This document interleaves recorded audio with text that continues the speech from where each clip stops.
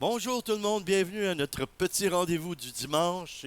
Et évidemment, vous savez que c'est préenregistré.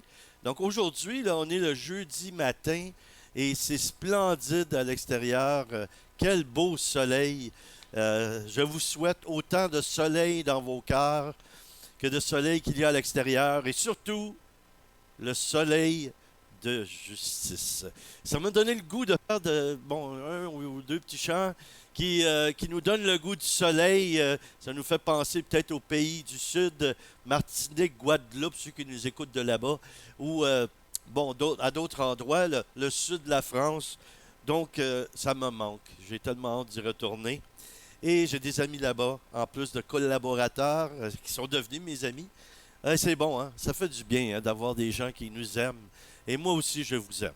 Bon, alors, on va chanter un petit chant pour commencer. Chanter un petit chant, c'est un pléonasme qu'on appelle ça.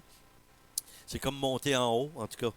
Mais en même temps, je veux juste vous donner une petite explication sur un petit peu d'histoire, si vous voulez, sur ce chant-là, qu'on connaît. C'est un chant que ça fait longtemps, mais qui a été popularisé par un groupe américain de, qui chante du folklore.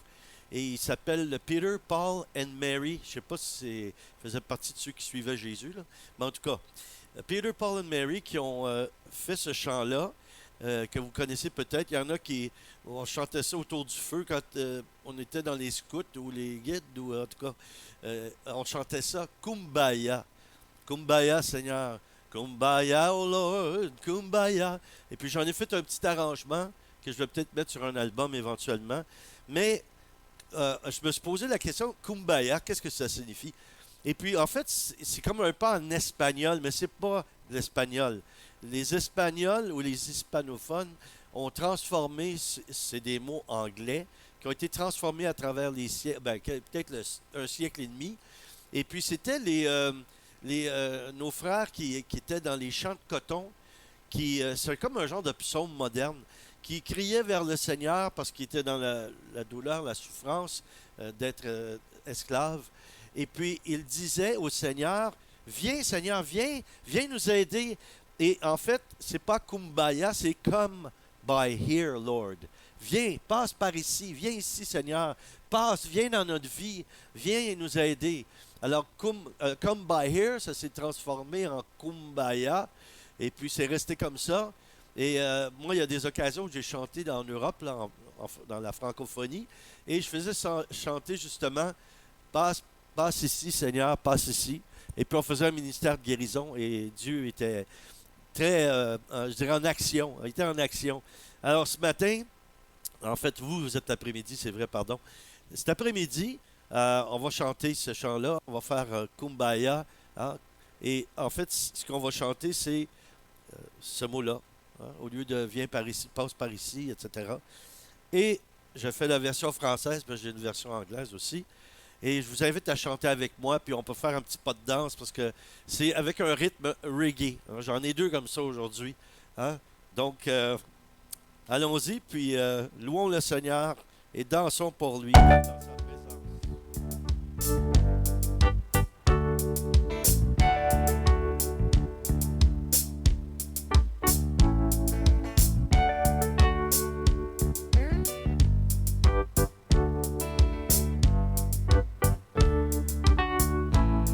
Dansons pour le Seigneur.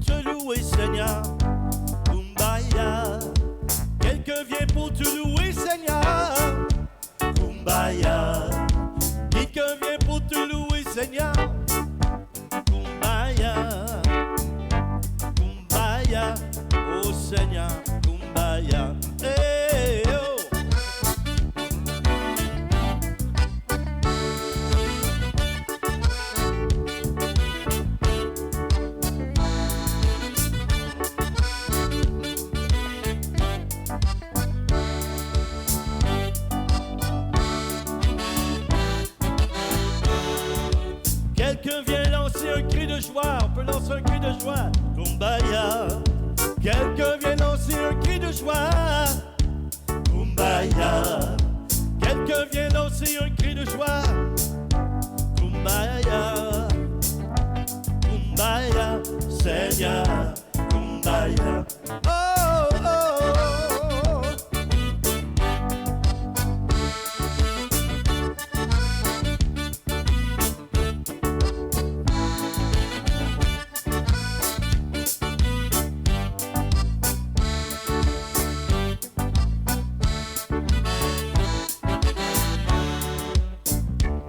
Quelqu'un vient t'acclamer, Seigneur. Kumbaya.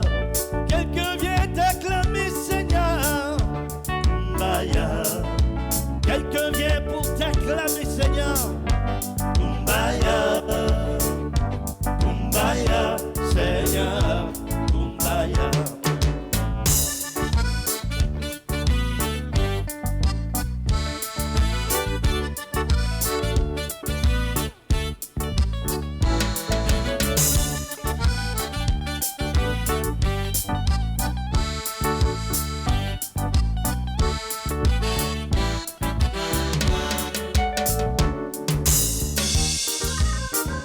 Quelqu'un vient danser pour toi, Seigneur.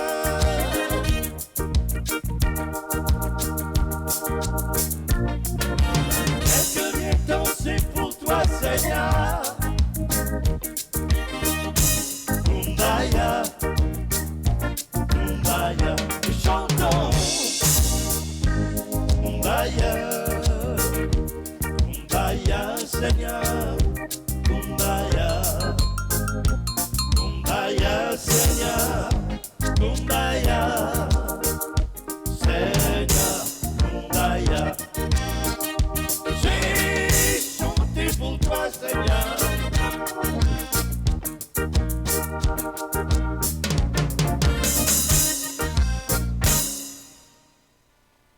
Alléluia, Alléluia, Amen.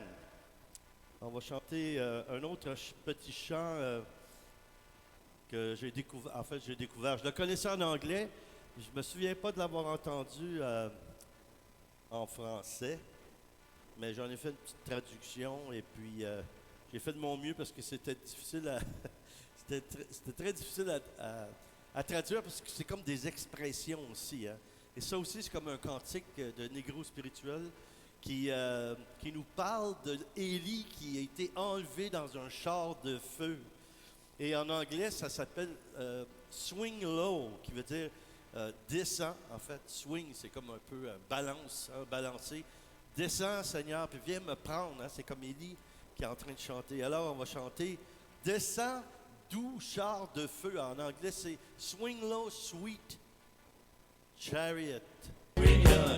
Coming to take me home. Take me home, sweet chariot. Coming to take me home.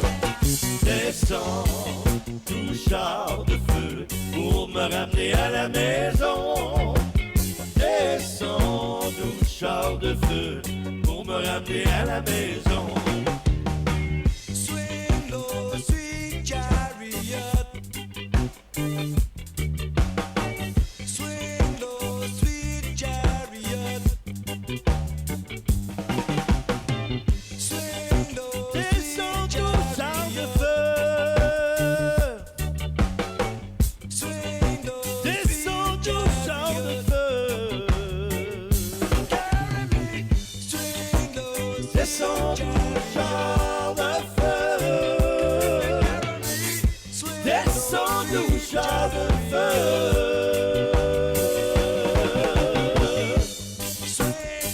Swing low, sweet chariot. Swing low, sweet chariot. Oui, je regardais au-delà du Jourdain pour retourner à la maison. J'ai vu des anges qui venaient vers moi pour me ramener à la maison.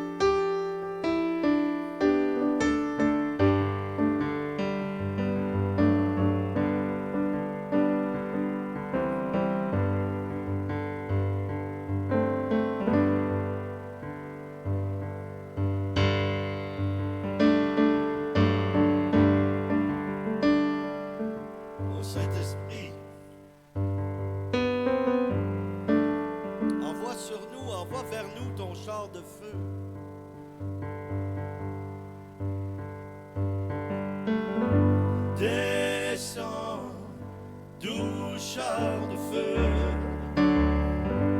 descend, tout char de feu descend, tout char de feu descend, tout char de feu descend, tout char de feu pour me ramener à la maison. Descend, tout char de feu pour me ramener à la maison.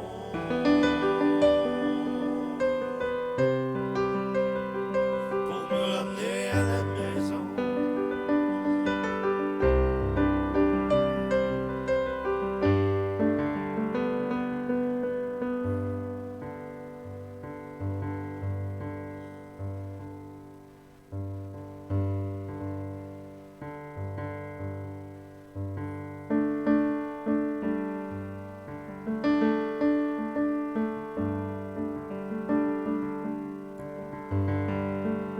Puissions-nous bénis dans la présence de notre Dieu d'amour et que son feu vienne être ravivé en nous.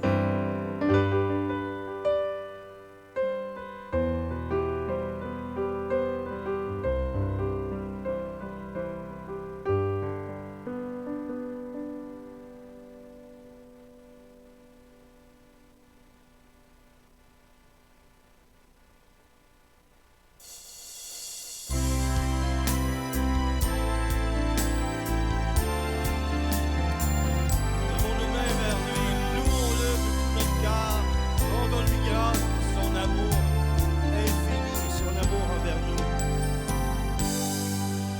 Ni la mort, ni la vie ne pourront nous empêcher. Le présent, l'avenir ne pourront nous empêcher. Ni les êtres d'en haut, ni les êtres d'en bas ne pourront nous séparer de son amour, oui, de notre Dieu. Rien jamais, rien jamais ne nous séparera. Rien jamais ne nous séparera. Chantons-lui. Rien jamais ne nous séparera de l'amour.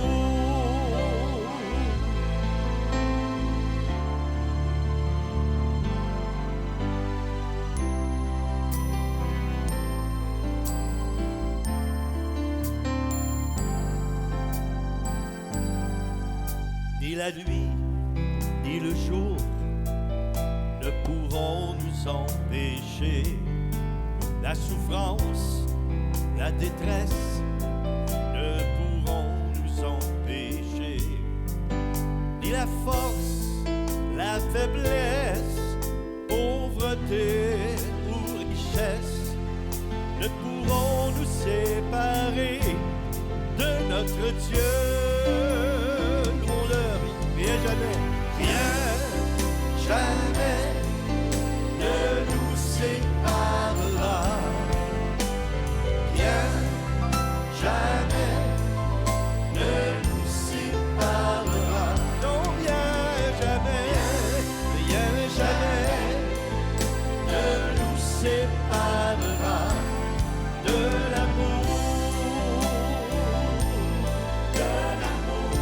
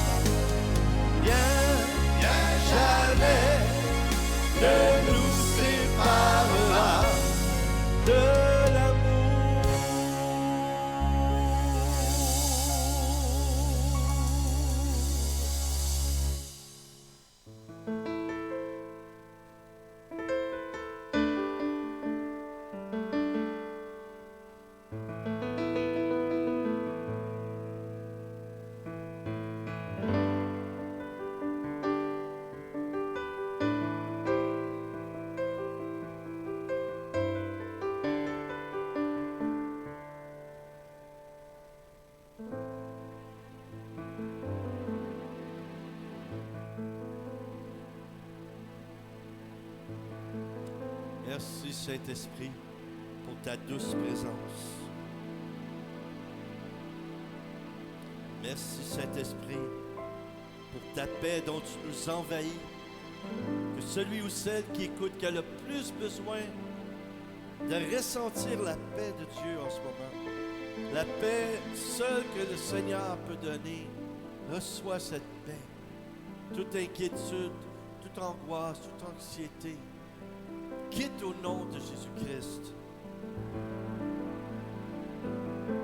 Tu as beau essayer par toutes les méthodes que tu connais,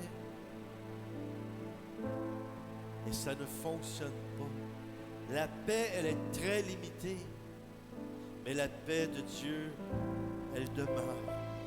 Prie dans ton cœur et dis, Seigneur, je désire ta paix, je veux ta paix. Et moi, je prie pour vous, et ce que je demande au Seigneur, c'est que votre désir de lui augmente, que vous ayez un plus grand désir de lui et de vous rapprocher de lui.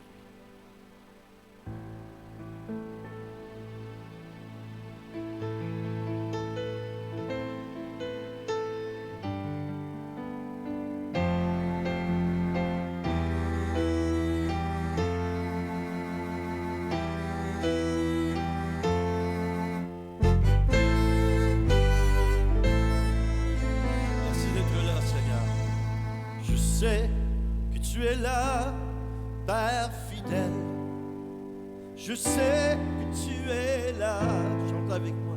Je sais que tu es là, Père fidèle.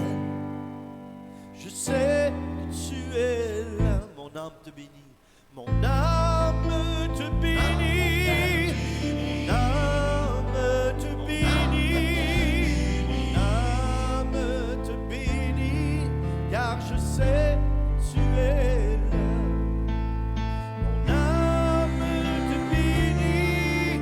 Mon âme te bénit. Mon âme te bénit. Car je sais que tu es là.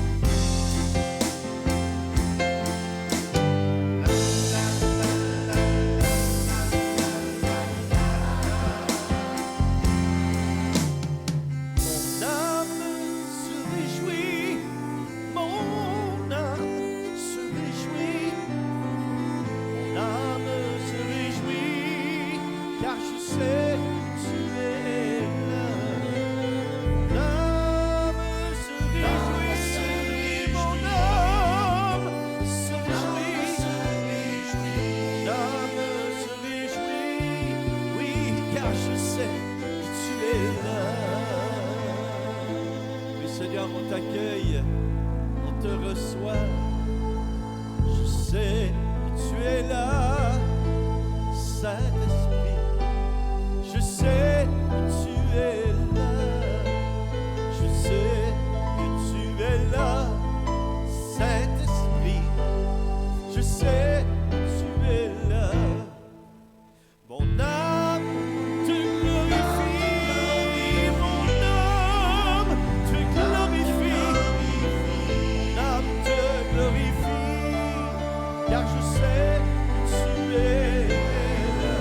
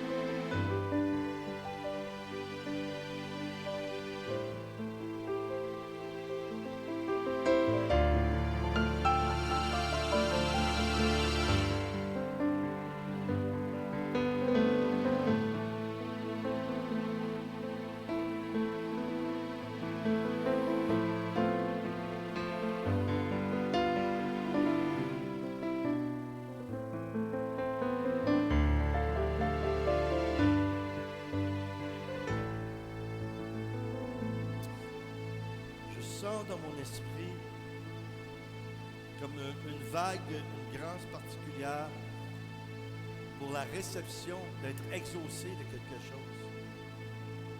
Demande au Seigneur quelque chose de particulier aujourd'hui, à l'instant. Demande-lui. Car je crois fermement qu'il veut t'exaucer de quelque chose que ça fait longtemps que tu attends. Demande-lui.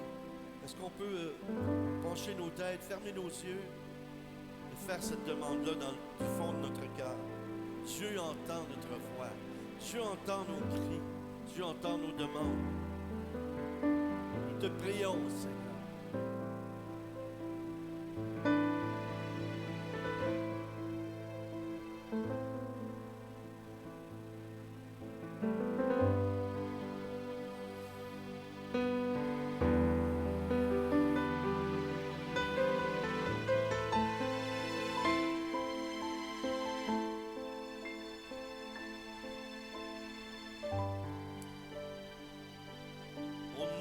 Jésus-Christ, par la toute-puissance du Saint-Esprit, soit exaucé.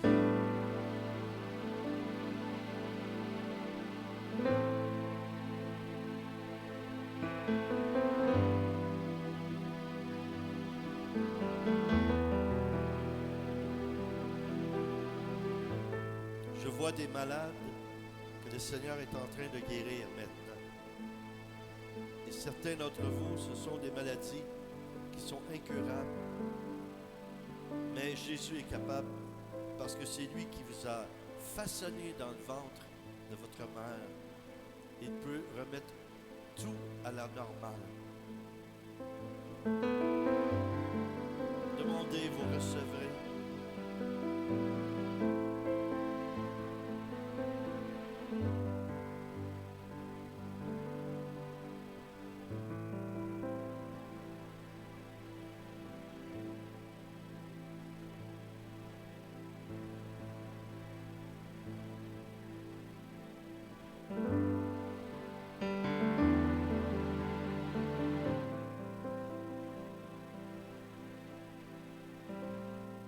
Mon âme te bénit,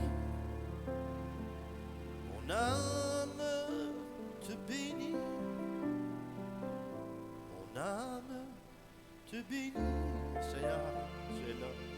Oui, je sais que tu es là. Mon âme te bénit, mon âme te bénit,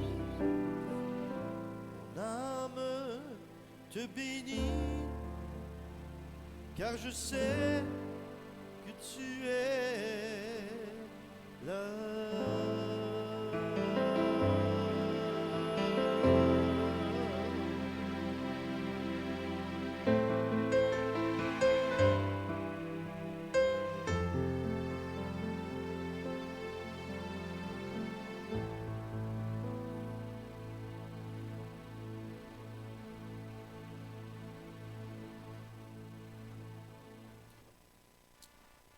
Un thème que je chéris beaucoup.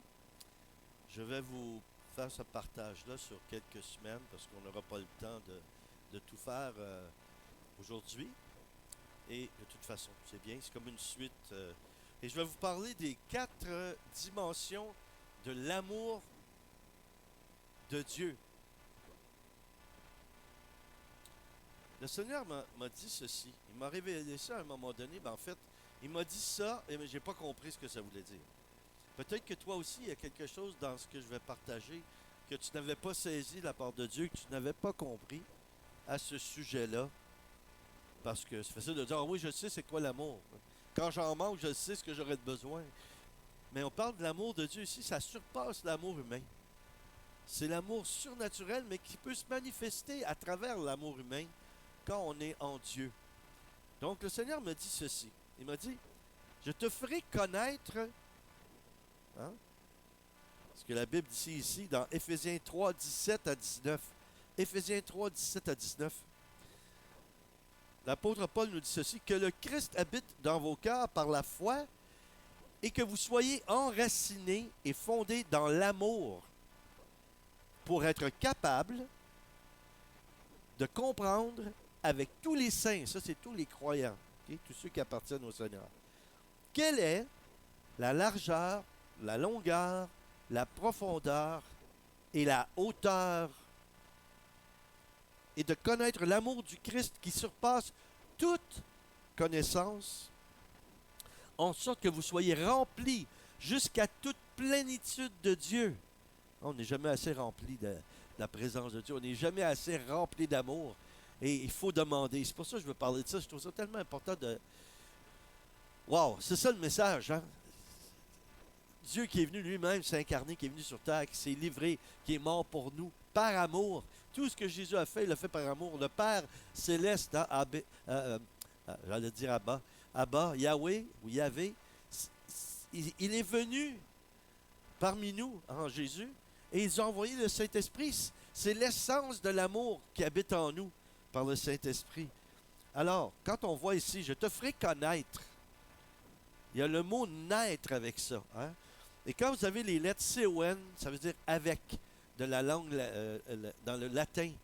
Et ça veut dire naître avec, connaître, naître avec. En fait, communier, être uni, hein, dans une communion. Enraciné, hein, ça dit d'être enraciné. Qu'est-ce que ça signifie, ça? Et ceci, ça parle de la profondeur. Vous savez, les racines, ça pousse en profondeur. Et la profondeur s'acquiert par une communion dans l'intimité avec Dieu. Donc, dans la prière, et d'une façon constante. Ce qui signifie prier sans cesse. Vous savez, quand on plante quelque chose en terre, un légume ou une carotte, je sais pas, la carotte, en fait, c'est une racine. Mais si on voit ça, imaginez quelqu'un qui plante quelque chose en terre, comme ça, pour faire pousser des légumes ou qu'importe, et tous les jours, il vient et il déterre la semence. Est-ce que vous pensez que ça va fonctionner? Non. On la met, il faut qu'elle prenne racine. Et ensuite, cette racine-là, il y a quelque chose qui va être produit qui peut être, qui vient sur le dessus de la terre pour certains légumes, pas tous les légumes, mais vous comprenez ce que je veux dire. Et si on passe notre temps à déterrer, en fait, ce que je veux signifier par ça, c'est arrêter de déterrer votre passé. Il faut prendre l'expérience du passé et la transformer en bonnes choses, en choses positives. Mais il ne faut pas déterrer constamment. Ah, moi, je suis blessé, je suis blessé, je suis blessé, j'ai besoin de guérison. Oui, on en a tous besoin, puis on est tous blessés. Vous savez, là, tout de suite, en sortant du ventre de la mère, si ils faisaient ça avant, ils font peut-être plus, ça dépend, là, mais ils prennent le bébé, ils le tiennent à l'inverse, comme ça, à l'envers, puis ils tapent dessus pour dégager toutes les muqueuses qu'il y a dans les poumons. Mais imaginez, là, toi, tu viens de rentrer dans un nouveau monde, parce que pour toi, t'es pas d'ici encore, là. Tu es dans le ventre de la mer, c'est ton univers, puis avant ça, tu étais auprès de Dieu. Alors là, tu descends, tu arrives, et la première chose qu'on te fait, on te sort au froid, parce que la plupart du temps, il fait chaud dans le sein maternel. Là, hein? Il fait chaud, on est dans l'eau chaude, là, on est bien. Et puis là, on sort, tout à coup, il y a un contraste. C'est pas qu'il fait froid dans la salle d'accouchement, mais il y a un contraste pour l'enfant, j'imagine. Là, parce qu'il se met à pleurer en plus. Là. Pourquoi il pleure? C'est parce qu'il vit toutes sortes de choses en même temps que nous, on ne comprend pas et qu'on n'a pas nécessairement la mémoire de ça. Mais tout ça, ça crée ça peut créer plus tard dans nos vies où on a des événements où on ne comprend pas d'où viennent certains traumatismes. Puis souvent, ça peut être à la naissance ou même pendant qu'on est dans le sein maternel. Vous savez, moi, bon, j'ai un talent de chanteur, musicien, tout ça. Bon, il faut les développer, nos talents. Mais déjà, c'est héréditaire dans mon cas. Parce que ma maman, quand elle me portait, j'ai vu des photos de ça. Elle a dit, je suis enceinte de toi dans ce temps-là. Et ma maman était musicienne aussi, elle est musicienne aussi. Là, elle a 97 ans, imaginez. Elle était en forme, c'est quand même assez magnifique. Et puis, elle s'accottait s'appuyait sur l'évier de la cuisine, là, juste près du comptoir, sur le comptoir, et elle jouait de l'accordéon. Et puis, pendant qu'elle jouait de l'accordéon, les bébés qui sont à l'intérieur, toutes les émotions, tout ce qui se passe à l'extérieur, ils reçoivent quelque chose de ça. Hein, les vibrations de son, les choses négatives, les choses positives. Et puis, ma maman jouait de l'accordéon. En fait, je ne sais pas si c'était sur mon dos, si c'était face à moi, parce que, évidemment, je ne me souviens pas de quel côté j'étais.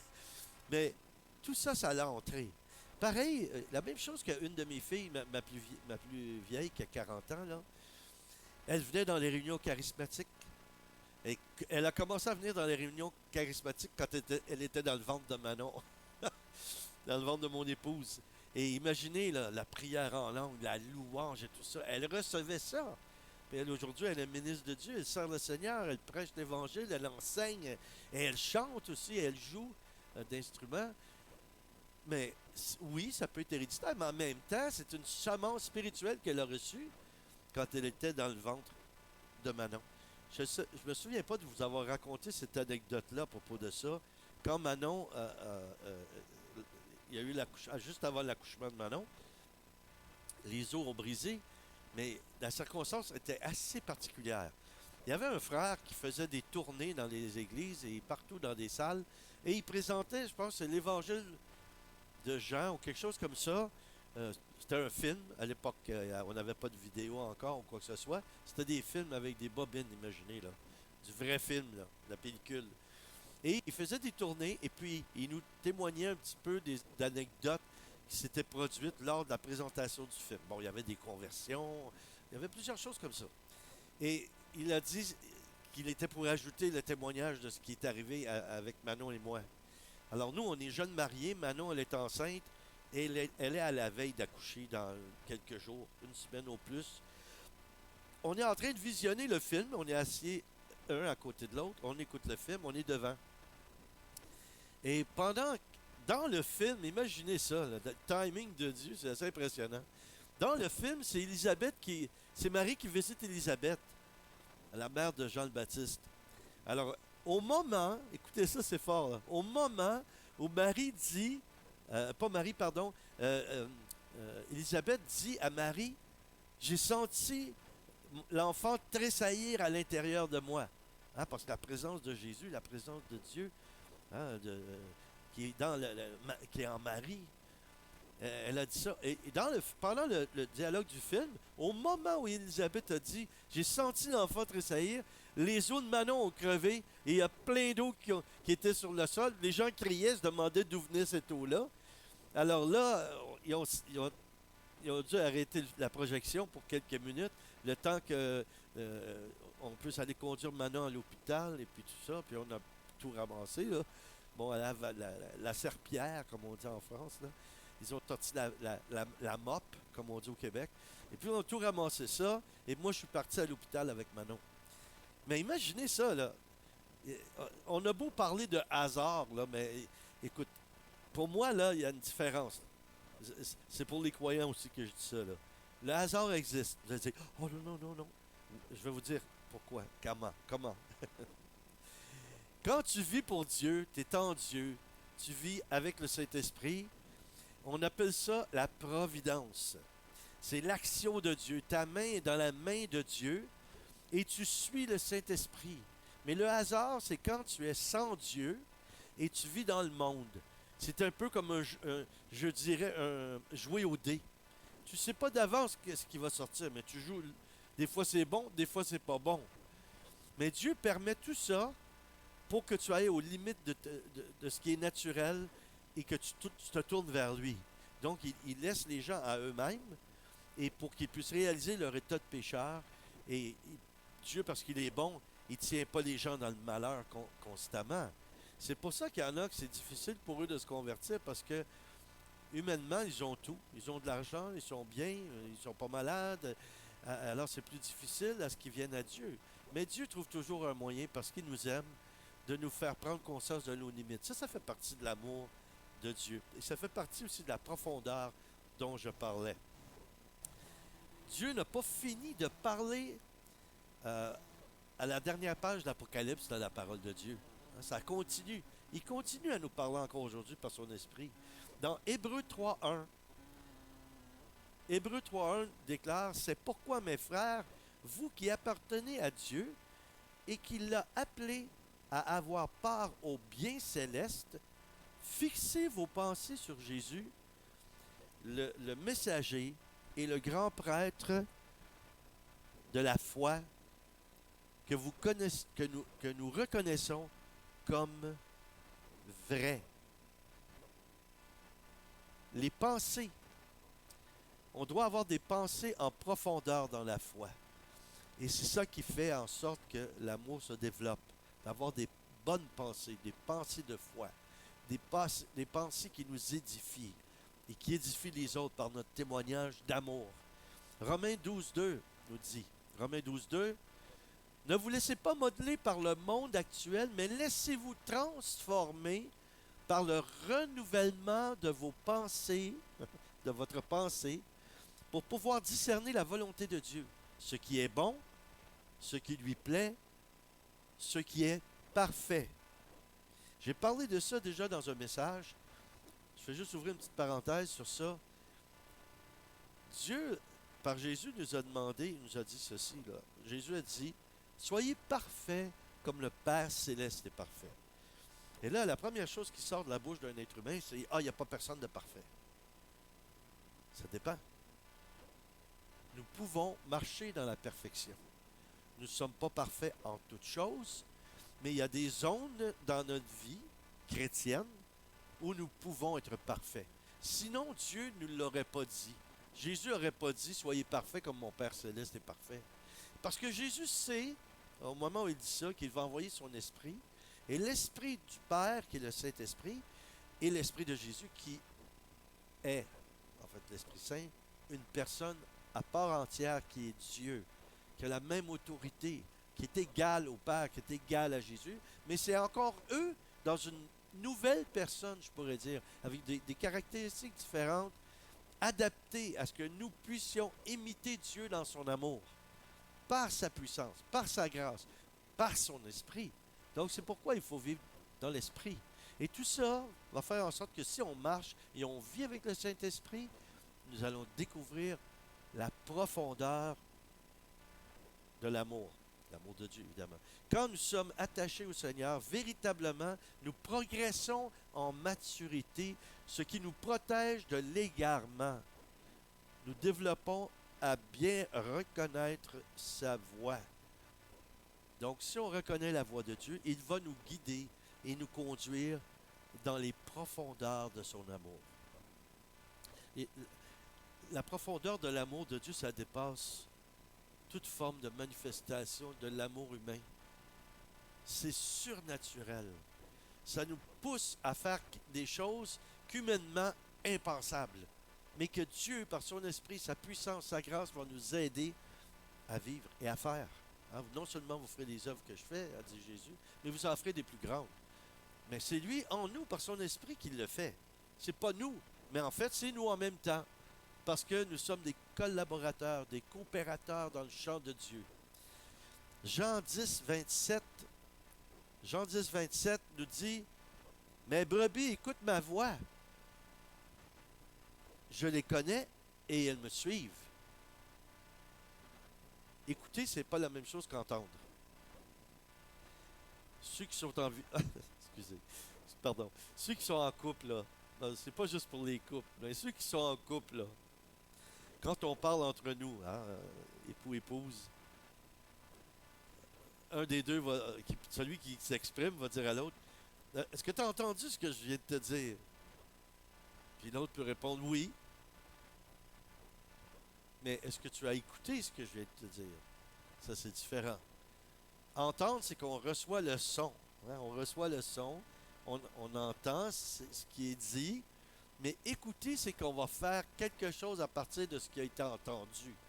Si quelqu'un nous dit quelque chose, et on nous dit, est-ce que tu as écouté ce que j'ai dit? Ça veut dire qu'il y a un engagement. Si tu veux apprendre à progresser dans les profondeurs de Dieu, tu dois développer ton écoute. Alors, des amis prédicateurs à moi, il y a longtemps, il y en a qui ont peut-être déjà entendu ce que je vais vous dire. Hein, il y en a plusieurs qui qui nous disent ça. On a une bouche et deux oreilles. Donc, on a été créé pour entendre ou écouter 2 fois plus que parler. Écouter 2 fois plus. Écouter. pas juste entendre, mais écouter. Donc, quand on entend, ça peut tomber, ça peut devenir dans le mode écoute. Et quand on écoute, il y a un engagement, il y a, je dirais, des gestes qui sont posés, qui correspondent à ce qu'on a écouté ou entendu plutôt. Hébreux 13, 9. Hébreux 13, 9 déclare, ne vous lassez pas entraîner par... Pardon, je recommence.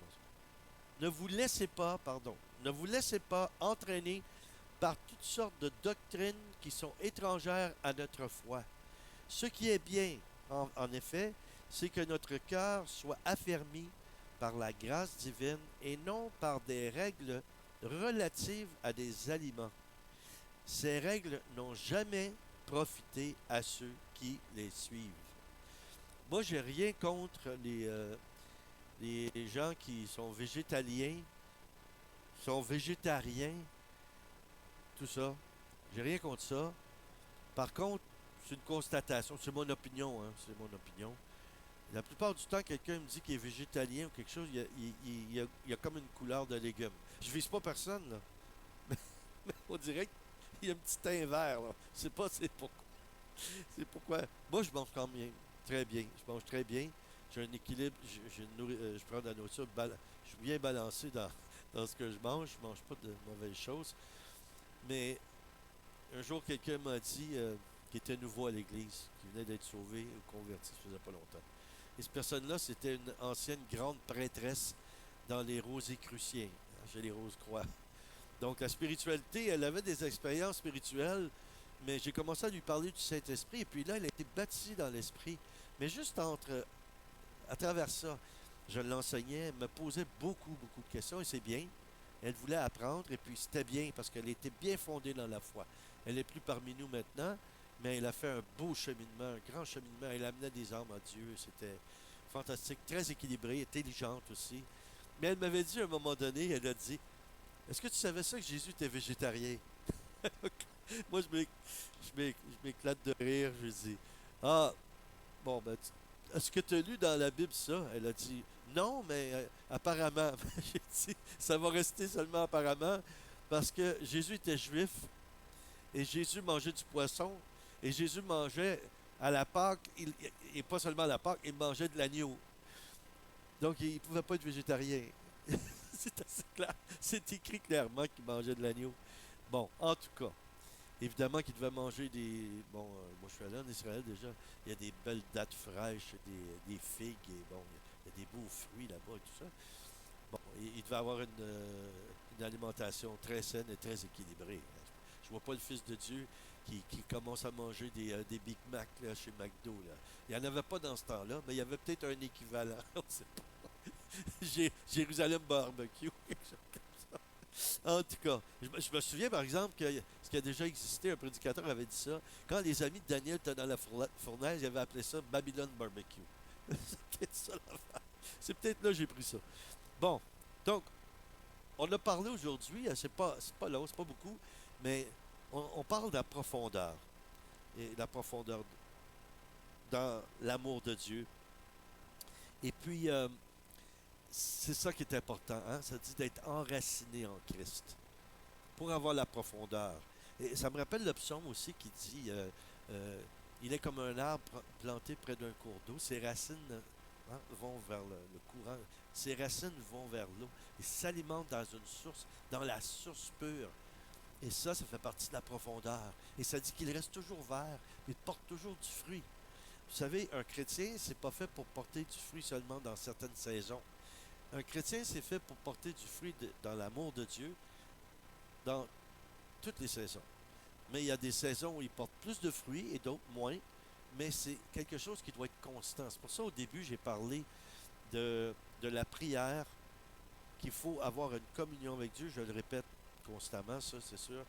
Mais une communion avec Dieu, écouter sa voix, obéir à son esprit, agir selon ce que Dieu nous a demandé et inspirer. Et là, la maturité va s'installer. Si on est un peu comme on dit ici au Québec, je ne sais pas en Europe ou ailleurs qui m'écoutez, là, si vous dites ça, quelqu'un, il est comme une queue de veau. C'est comme il court tout le temps, il est partout, il n'y a pas de stabilité, il est insécure, cette personne-là. Bon, habituellement, la maturité ne se développe pas beaucoup. Elle peut pas se développer.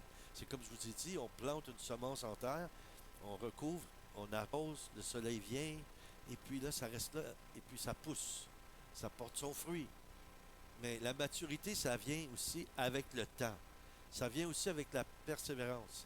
Et ça crée de la profondeur. Plus on est mature, plus on a une profondeur en nous, une sagesse, la sagesse. Vous savez, je vous ai dit ça déjà, je me répète peut-être pour certains, là, que à tous les jours, encore ce matin, j'ai prié, Seigneur, je te prie, donne-moi ta sagesse, donne-moi l'intelligence, donne-moi la fidélité, à tous les jours. Et puis, je vois des signes, et je lui dis, Seigneur, fais que je sois à ton écoute, voyez. Seigneur, je vais être à ton écoute parce que je ne veux rien manquer qui vient de toi. Tu es mon maître et moi je veux obéir et je veux grandir. Je veux progresser. Je veux devenir plus mature en toi. Donc je veux rien manquer. Et si vous faites ça, si vous priez dans ce sens-là, vous allez voir votre vie chrétienne, elle va vraiment progresser. Vous allez vraiment grandir dans la foi. Et vous allez avoir des racines encore plus profondes. Ça, c'est ça en fait, le message là, d'aujourd'hui, c'est ça. C'est que Dieu fasse en sorte que vous progressiez pour que vos racines s'étendent. Et il y a autre chose aussi. Quand vous avez des racines profondes, vous êtes solide, vous devenez solide. Et en terminant, il me vient à l'esprit quelque chose, je vais vous dire. Euh, il y en a qui doivent savoir ça. Il y en a qui sont beaucoup plus instruits, intelligents que moi. Ça, je suis très conscient de ça. Là, il y en a qui doivent rire, là, c'est sûr. Ceux qui sont plus intelligents que moi, vous riez. Ceux qui le sont moins, vous n'avez pas compris, mais c'est pas grave. Bon, je vais juste vous taquiner un peu comme ça. Vous savez, qu'est-ce qui produit l'huile d'olive chez les olives, là, avec les olives, là? Et ça, prenez ça comme une image de Christ, de Jésus-Christ. OK? Le peuple juif est représenté par un olivier. Nous, les judéo-chrétiens, on est greffés à Israël, on est greffés aux Juifs. Hein, c'est comme un arbre. Tu greffes une branche d'arbre après un arbre, et puis ça apporte le même fruit. Mais c'est une greffe. Nous, on est greffés par notre alliance en Jésus-Christ, le Messie, le Sauveur. Et vous savez, les oliviers, je ne suis pas un spécialiste, mais ça, j'ai appris ça. Les oliviers poussent sur du roc. Et leurs racines sont profondes, mais sur le roc. C'est comme s'ils sont enracinés, ils se tiennent, les racines sont tenues après le roc. Ça vous dit quelque chose? Hein? L'olivier qui est Israël, ou qui est, et puis qui est sur le roc, hein, Jésus-Christ. Et vous savez, ce qui fait en sorte que les olives, bon, évidemment, avec le soleil, l'eau, les olives vont pousser.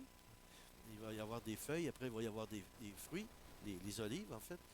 Et puis, qu'est-ce qui fait que lorsqu'on presse les olives, ça produit de l'huile? Écoutez ça, c'est intéressant, spirituellement, là. Les racines qui sont dans le roc, sur le roc, doivent aller chercher de l'eau. Donc, ils tirent l'eau à travers la roche, à travers le rocher. C'est puissant, là. Et là, l'eau qui est là, on peut prendre comme exemple l'eau vive de Dieu, hein, le Saint-Esprit, passe à travers Jésus et puis vient à nous. Et quand on est pressé par la vie, ça produit de l'huile. Les olives produisent de l'huile au pressoir. Et quand ça, c'est comme ça, imaginez spirituellement, essayez de voir spirituellement ce que je vous explique. Nous sommes enracinés en Jésus-Christ, ok, le rocher. Mais on tire notre eau dans la profondeur. Le Saint-Esprit, l'Esprit Saint qui est la profondeur de Dieu, qui est la mémoire de Dieu. C'est fort ça. Et puis là, ça tire, et puis à travers le rocher qui est Jésus-Christ, je suis rempli du Saint-Esprit et je porte du fruit. Mais quand je suis sous l'oppression, quand je suis dans la persécution, sous la persécution et tout ça, ça me presse. Hein, on pourrait dire, mais ça m'écrase, mais ça m'oppresse. Mais à travers ça, hein, on est plus que vainqueur. Pourquoi? Parce qu'on produit de l'huile qui vient de Dieu. Et cette huile-là, on appelle ça l'onction. Hein? L'onction, c'est l'huile de Dieu, la présence de Dieu. Donc, j'espère que ça vous intéresse que Oui, je vois une main là. Oui, oui, je vois ta main, oui. Vous vous souvenez, une histoire que j'ai racontée, c'est c'est un pasteur qui, pendant l'été, pendant la période estivale, hein, ça peut être sur la Côte d'Azur aussi, hein, là, comme nous ici aux États-Unis, là, euh, il a pensé à arrondir un petit peu son fin de mois pendant ses vacances. Il était au bord de la mer, sur le bord de la mer. Et puis, il a vu qu'il y avait un besoin pour d'autres sauveteurs, des nageurs sauveteurs. Et il s'est offert. Ils ont dit, ah oui, on en a besoin. Il dit, ça me fait rien, même si vous ne me payez pas, moi, je veux rendre service. Hein, il n'a pas dit, je suis un serviteur de Dieu et tout ça, mais c'était ça l'idée. Et pendant qu'il était dans la chaise haute, pour surveiller les nageurs, les baigneurs, il y a un monsieur qui a commencé qui était pour se noyer. Mais cet homme de Dieu-là, c'est un évangéliste. Et il est arrivé quelque chose à propos de ça à cause de sa déformation professionnelle. Pendant que l'homme est en train de se noyer, il lève la main pour faire signe comme ça, hein, puis là, il coule. Il sort encore, il sort la main comme ça. À l'aide, il coule. Là, la troisième fois, il commence à avaler de l'eau. Et puis là, l'évangéliste qui surveille les baigneurs, mais qui est sauveteur, il dit, ah oui, monsieur, je vois votre main, est-ce qu'il y en a d'autres? Il pensait que c'était un appel au salut.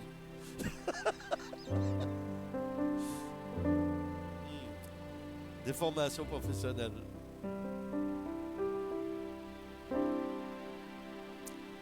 N'oubliez pas de visiter notre site internet, notre petite boutique. Merci pour vos dons encore, parce que c'est grâce à votre générosité qu'on peut continuer à faire ce que nous faisons, ici et ailleurs, parce que là, les portes vont s'ouvrir bientôt, là. Et ça va me permettre d'aller vous voir en personne. Et j'ai bien hâte de vous voir en personne. Qu'importe du pays d'où vous venez, j'ai de plus en plus d'offres d'autres pays où je ne suis jamais allé, comme l'Afrique, par exemple. J'ai des amis en Afrique. On prépare quelque chose, là, mais c'est pas moi qui décide. Hein. C'est Dieu. Et c'est Dieu qui va faire en sorte que les autorités vont nous permettre de voyager d'un pays à l'autre. Alors, merci beaucoup d'avoir été là. Soyez bénis. En espérant que, je ne suis pas météorologue, mais en espérant qu'en ce moment vous écoutez, que peut-être vous m'écoutez même sur votre terrasse, là, en train de prendre un beau petit breuvage. Je ne sais pas, dimanche, ce dimanche-ci. Et s'il pleut, ben, chantez pas Fait qu'il pleuve. Hein? Let it rain, chantez pas ça. Mais chantez You are my sunshine. Et Dieu va venir vous rayonner dans votre vie encore une fois. Alors soyez bénis, on se quitte sur ce chant. Et à la semaine prochaine. Tu es Alpha et Oméga. Nous t'adorons, Seigneur. Tu es digne d'être loué.